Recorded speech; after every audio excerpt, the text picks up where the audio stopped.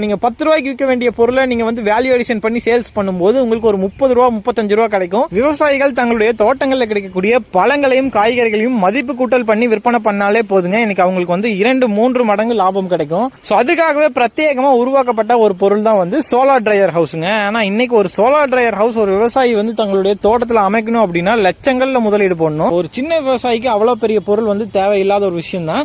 So அதுக்காகவே வந்து நம்ம ஈரோடு மாவட்டம் அரச்சலூரை சேர்ந்த நண்பர்கள் பாத்தீங்கன்னா வெறும் 10,000 ரூபாய் முதலீட்டுல இருந்து அற்புதமான சோலார் டிரையர்ஸ் வந்து தயார் பண்ணி கொடுத்துட்டு இருக்காங்க.